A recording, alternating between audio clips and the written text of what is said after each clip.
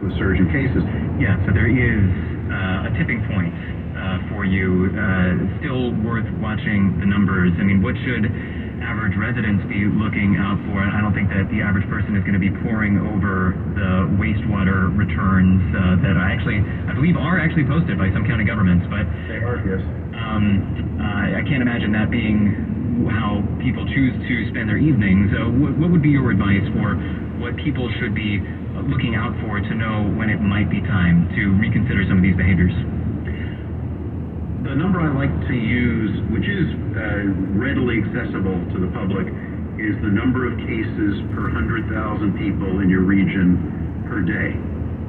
And that number, I sort of like it to be below 5 and certainly below 10. Number is easily findable. If you go to New York Times COVID in California, you'll see the number of cases per 100,000 per day in every county of California, or you name the other state that you're going to.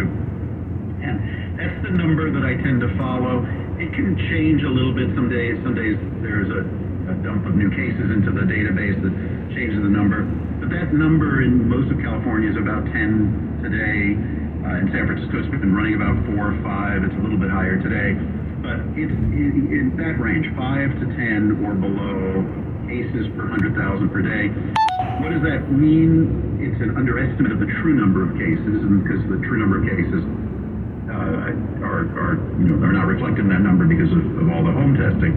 But it tends to correlate quite well with the number that I follow at UCSF that's not publicly available, this asymptomatic test positivity rate. If that number is 5 to 10 per day, it tends to mean that there's about a 1 in 100 chance per below.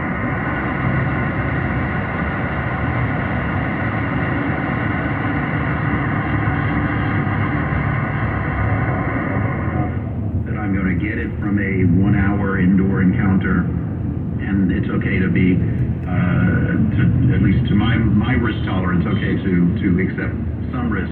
If that number starts going up to 15 to 20, and again, totally accessible, you go to the website and find it easily, then I would stop doing indoor dining, and I would be wearing the mask in pretty much every indoor setting. All right.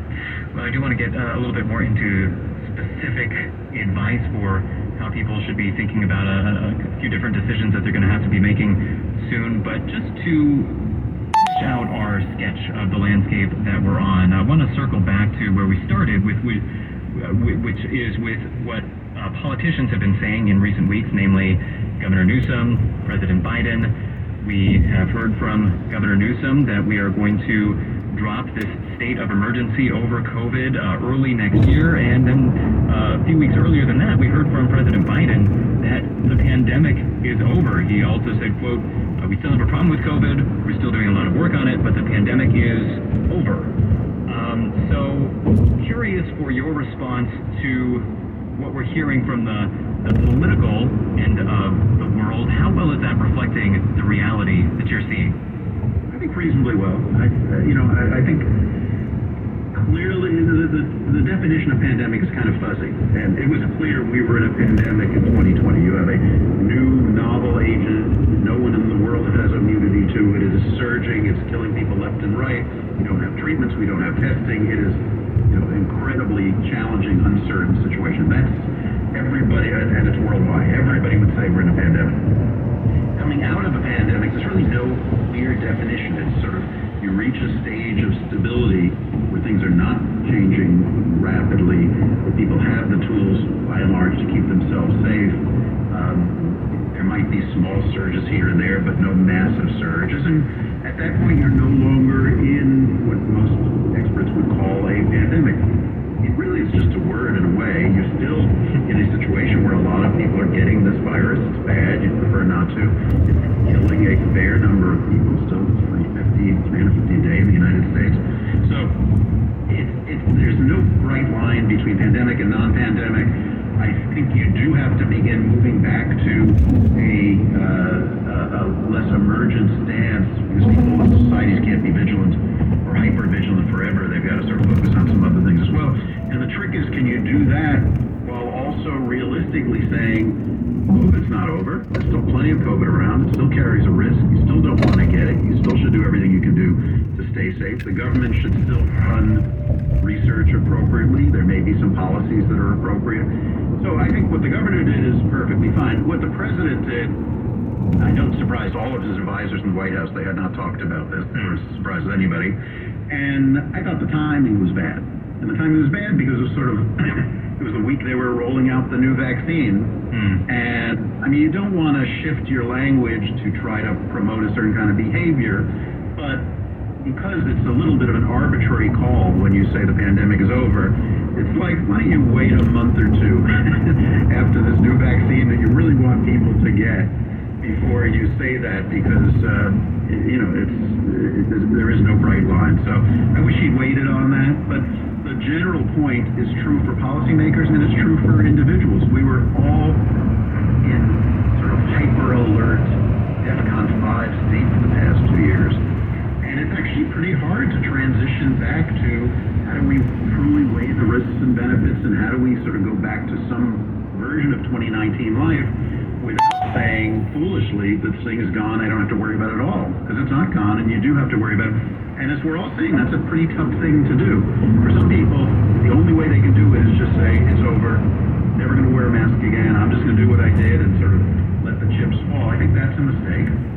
But it's also a mistake to say, I'm going to remain hyper careful. Because if you're remaining hyper careful now, I'm not sure what's going to get you out of it. Because as I say, I think this is about as benign as things are likely to be for at least the next several years. So it's a tough time for people to make those choices when we're so used to being kind of, you know, hiding under our kitchen table. Yeah.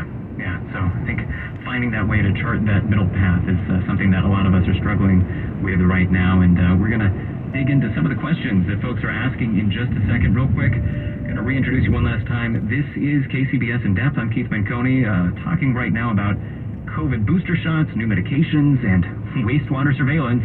In other words, everything you need to know as we head into the winter months and once again face the possibility of rising case counts. Joining us, we're speaking right now with Dr. Robert Wachter, chair of UC San Francisco's Department of Medicine. So you brought up the reformulated COVID booster shots, and when those shots began rolling out, it was made clear that the full extent of their efficacy was not completely understood, because we were really trying to get this out in time for the fall and possible winter increase in cases, get that protection there. And so we are learning now, I would think, a little bit more about how these shots are working in practice. How much data have we gotten in? What have we learned at this point?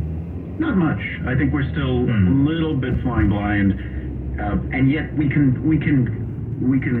say with a fairly high level of assuredness how they're going to work, based on what we know about the prior vaccines, based on what we know about how well this new vaccine elicits antibodies against BA.5 and how long they last.